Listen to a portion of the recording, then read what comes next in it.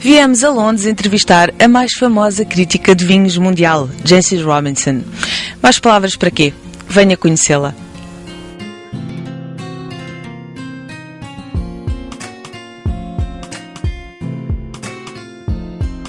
Hello, Jason. Thank you for receiving us here in London. Pleasure. It's a pleasure and an honor.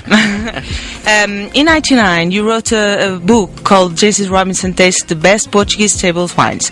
What do you think about Portuguese wine since then?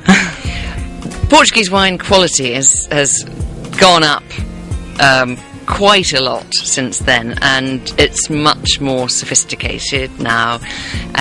It's quite unusual for me anyway to come across any rustic Portuguese wine outside that I see in my tastings.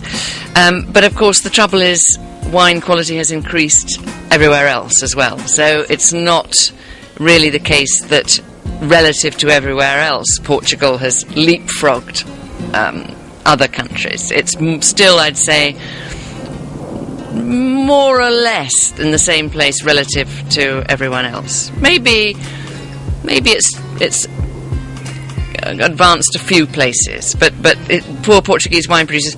In fact, it's not just Portuguese wine producers. Wine producers around the world have to keep getting better to stay still.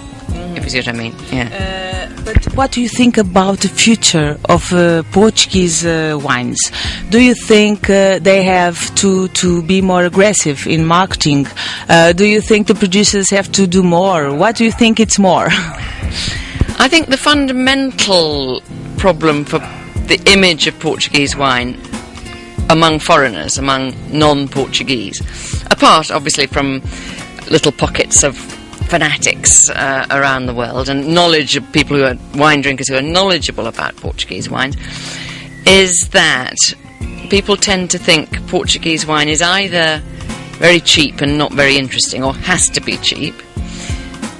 And then there's a kind of quite a big gulf and gap, and then there are a few high-profile wines, such as Barcavelli, I suppose, which are famous. Or some of the more successful Douro wines in particular, which seem relatively expensive to outsiders who don't perhaps know that much about them, or they haven't really established a reputation outside Portugal.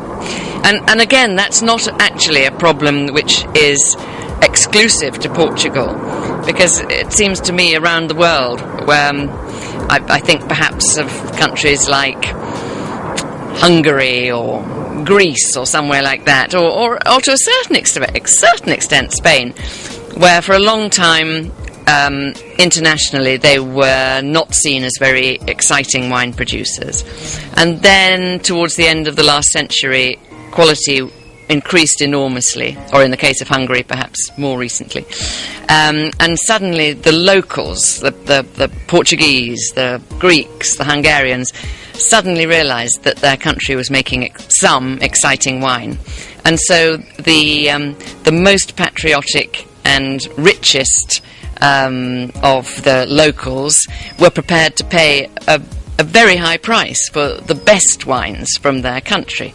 So that automatically puts the price of the top wines quite high, and which you're prepared to pay if you're living in that country. Yes. But abroad, and when you have a choice of buying a world famous Bordeaux, which may be quite boring, but at least you can. There's a secondary market for it. If you don't like it, you can sell it to somebody else. It takes quite a big leap to turn your back on these very well established names and decide to invest a lot of money in what's a relatively unknown quantity. And so I think from my point of view, Portugal needs to be offering a bit more wine in the middle. They need to invest in education in other countries or not? Well, well done generic promotion never does any harm. I never ever suggest anyone spends any money on generic advertising. I don't think that makes anybody pick up a bottle. I've seen so much money wasted on generic advertising. Tastings are very good, and a good presence at consumer wine fairs as well. I mean, you've got to get people tasting it. That's the number one thing. I'd say the level of knowledge among British wine writers about Portuguese wine is not bad, actually. And there is a lot of enthusiasm for Portuguese wine among the small, tight-knit group of us who write about wine. I'm just not sure how you communicate that to the public. I mean, you can do promotions with retailers, which many countries do. Specific. Yes, very specific. And, have a special special month, 2 months, when there's, buy 2 bottles of Portuguese wine and you get X% off. That can help. Yes, yeah. But I think establishing the fact that there are some seriously good Portuguese wines selling between, say, £5 or £6 and £12 to £15 a bottle would be very, very useful.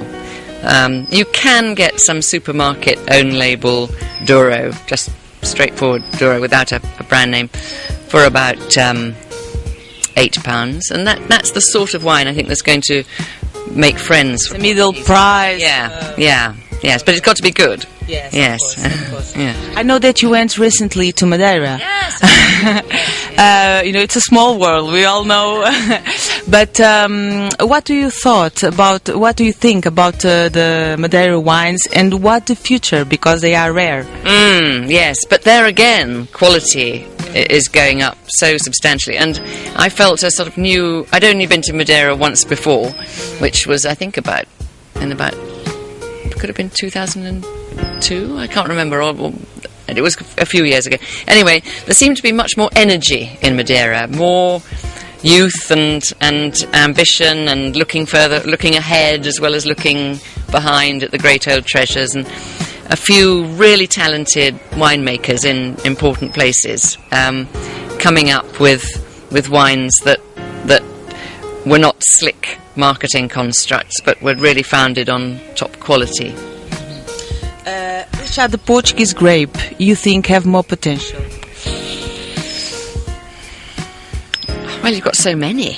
Thank you. It's very, very difficult to pick out one. I suppose Touriga Nacional has already made the first steps to being internationally famous, and so it probably is sensible to build on that, because it's very easy to take it. It's got a strong personality, and find other producers who say, yes, but you should try our Barga or Tinta Touriga Franca or whatever, and get people on from Touriga Nacional. But I think that is a good first step. But do you think the future is also to mix the Portuguese grapes with the international grapes, or only the Portuguese grape with Portuguese grapes?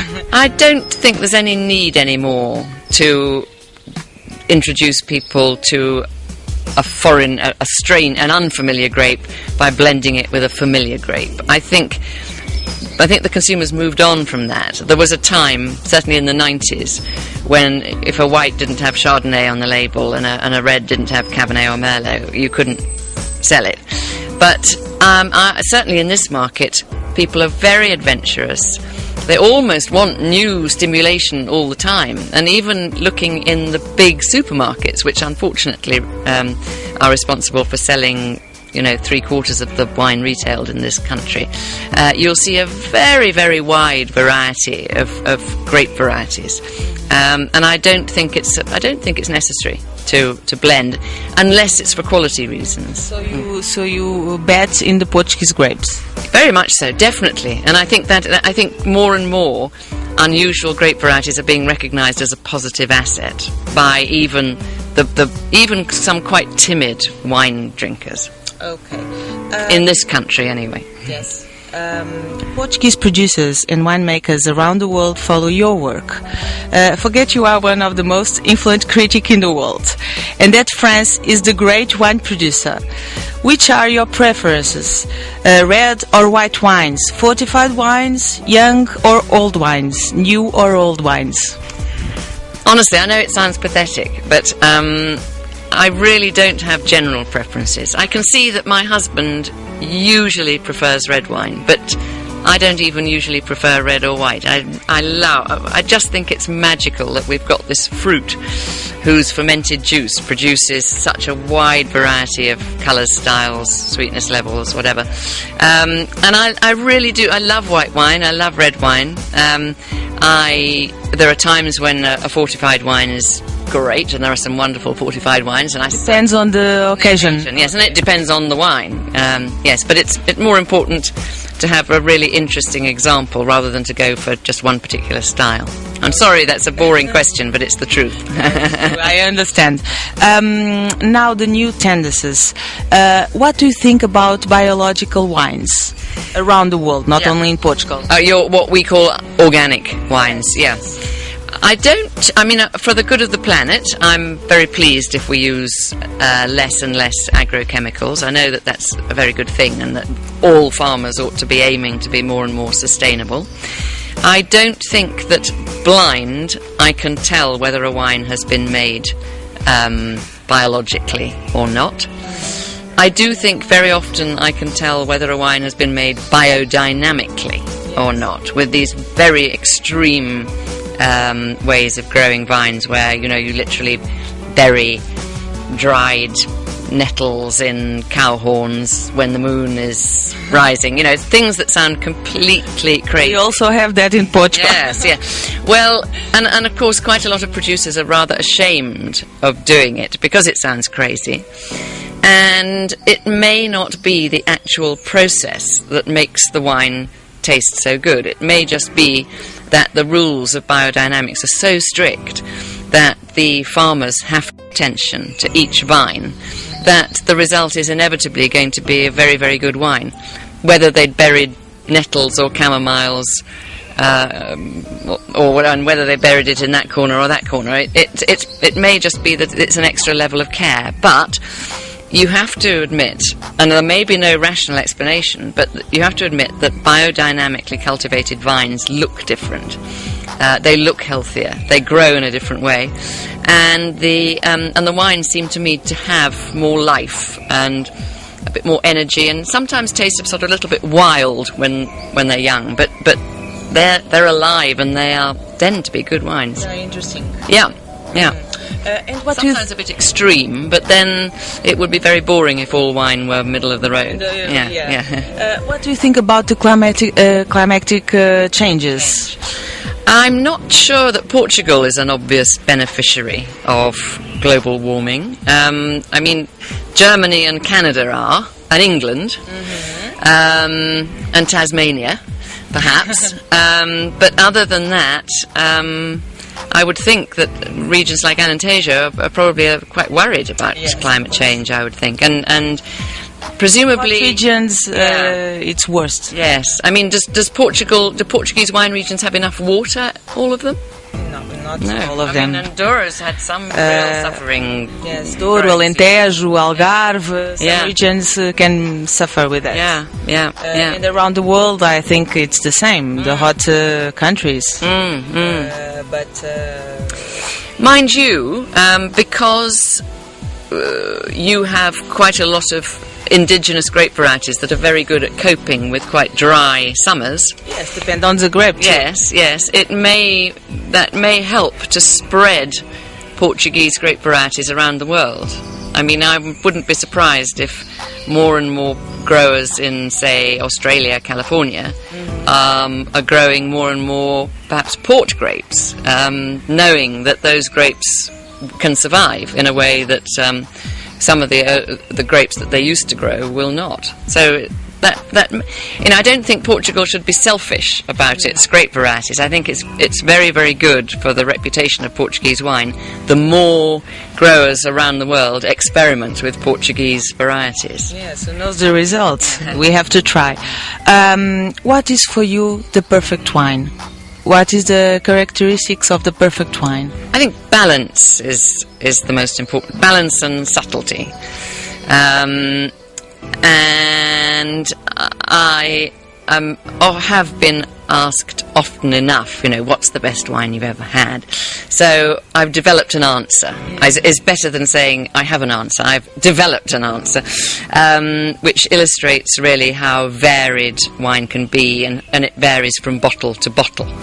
And I've been lucky enough to taste this very famous wine, Chateau Cheval Blanc, 1947, Saint-Emilion, really quite a few times. And it's also a wine that's so famous that I think it's been faked quite a bit. And I've been lucky enough to have one particular magnum and one particular bottle that were just absolutely stunning. But the others were not as good. So my point is that it's not wonderful wines, it's wonderful bottles. And no one should be surprised that wine varies a lot from bottle to bottle. I mean, on my website I give tasting notes, not per wine, but per bottle. You know, so I might have 6 tasting notes on the same wine. And sometimes some of my subscribers get very cross because I've given them the wine a different mark on different occasions. But for me, that's the reality. A, wines vary during their life, and B, different bottles differ as well. Okay, thank you. But this I have to ask you. What was the most expensive bottle that you buy? Do you agree with the prices of top Bordeaux and Burgundy wines, for example? Well, I have to admit I have bought some first growth 2005 Bordeaux, but I don't think I'll be buying I won't be buying 2009s. They've just gone. Well, they haven't been announced yet, but I'm pretty certain they're out of my bracket. But we come back to my first point of, I feel I can justify spending a lot of money on a top famous Bordeaux because there is always a market for selling it afterwards. But the market for selling a top quality Portuguese afterwards is not established, so I can't justify it to myself as much. In fact, I don't sell wine, I keep it all. But it's the thought in the back of your mind that whether you in theory could resell it. Okay. How many wines do you taste per week or per month? Well, I think I reckoned it was about 10,000 a year. So I don't know what that is. Sometimes it's 100 a day, but I don't like tasting 100 a day. But I'd have.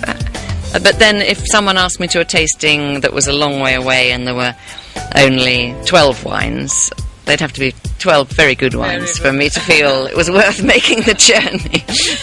Okay, you travel a lot, your life must be in movement, but how is a normal day for you? And how can you manage your familiar life and professional life? Well, please tell me this secret, because I want to follow. It is very difficult, and at the moment, I start my day, very sad character, I start my day with my laptop in bed, updating my website. Now, and I can sometimes spend several hours doing that, and I couldn't have done that when my children were small. So it's lucky that my website started 10 years ago when my youngest was already 9, and the oldest was 18. So that wasn't so difficult, but I don't see how. I think to have young children and keep a website going must be very, very difficult. So before then, I was lucky because my husband also is self-employed and works from home. So there was always one of us at home, and so if I travelled, and it was usually me, then at least he was here. So that was a big help, I must say. Yeah. To finish this interview, I asked some producers to ask you some questions. So I have this paper and I will read it for you. Filipa Pato from Bairrada, she's a winemaker and wine producer. Filipa is a fan of Old Muscatéis. Have you ever tasted Old Muscatéis? If not, would you like to taste? She asks. Yes, please. How old does she mean? But how old is she talking about, do you think? 20, 30. 20, 30-year-old Muscatel? No, I've never tasted wine. From which region? From Bairrada. Yes. Oh, right. No, not Bairrada. Bairrada don't have Muscatéis. Yes, no, I'd love to taste those old wines, yeah. Yes. Would you like? Yeah. Give her my address. Yeah. Pedro Araújo from Vinhos Verdes region, he's a wine producer, ask you, what do you think is the best promotion for Portuguese wines? What do you think it's missing to be in fashion? Probably the fact that Portugal doesn't have a very strong... I'm being inspired to answer in a different way because of the region he's from. The fact that Portugal doesn't have a very, very strong gastronomic identity doesn't help. You know, with Spanish food, it's got has a very strong image, and there are lots of dishes that people immediately think of. It's more complicated for Portugal, isn't it? It's not that you haven't got some very good food, but internationally, if you said to someone on the street in New York or London, okay, what Portuguese food can you think of? Do you think it's the combination between food and wine can be a solution? I think it can really, really help. I mean, after all, such a high proportion of wine is drunk with food. And the Spaniards have been quite clever at promoting food we've now got lots and lots of tapas bars, for instance, which are helping the sales of Spanish wine. So I don't know that people would even think of bacalao or something. I just think most of them would be quite puzzled. You have to go again to Portugal and to taste the new food that we have there and new restaurants. Yes. Well, perhaps that's part of the answer. Perhaps they need to be promoted a bit more outside Portugal. Yeah, it does help. The travelling chefs help enormously, and there is now an international network. There are events all around the world crying out for some new chefs to bring some new ideas. So people have to travel. Yeah, absolutely. Oh yes, and travel a lot. Yeah, and they do. And every wine region and wine country needs characters. I mean, that's what's held Germany back a lot. I think that really, apart from Ernie Lozen, there's very, very few well-known German wine producers. Egon Müller a bit, but everyone knows the name, but he's a very quiet chap. Now we see Filipa's father, Luis Pato. I never know how you pronounce it. A bit. He comes to England a bit, so good for him. He travels a lot. Yes. And we sometimes see David Baverstock from Esperão, but of course he's kind of a slightly Australian image rather than Portuguese. Now he's Portuguese. Okay, it told me. Okay. Now he's Portuguese. I once asked him, would you... when are you going to start using screw caps? And he gave me a very strange look. And then, of course, there's the very good promotion, the Douro Boys, which we have here. I don't know if they go around the world or if it's just a thing in Britain. No, they travel. Yeah. But that helps, because those wines are absolutely perfect for the British palate. You know, they follow on from Red Bordeaux in structure, but with a bit more spice and interest. So that works very, very well. Okay. Jaime Candera, winemaker from Península de Setúbal region, as you know, you have two styles.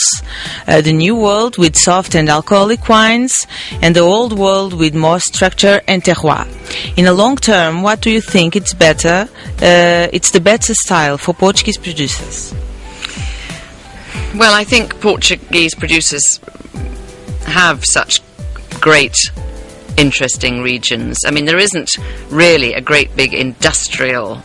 you don't have an equivalent of the Central Valley in California, for instance, or the irrigated riverlands of Australia. you're, apart with one or two exceptions, you're mainly vines are grown in a place with a lot of character, and you'd be mad not to express that character. Yeah, I mean, if you look at the old downs, I mean, way back, the sort of things that, you know, literally from the 70s and 80s, they were really old-fashioned and often very rustic and tough, and, you know, the perfect thing is to make the most of downs' natural resources, but going a little way to meet the consumer, to make the wines attractive to drink. And it is sadly no good building a whole region on wines that you have to wait for 20 years for. You have got to have wines that people can drink, certainly at 5 years old. Some wines anyway, to open the doors.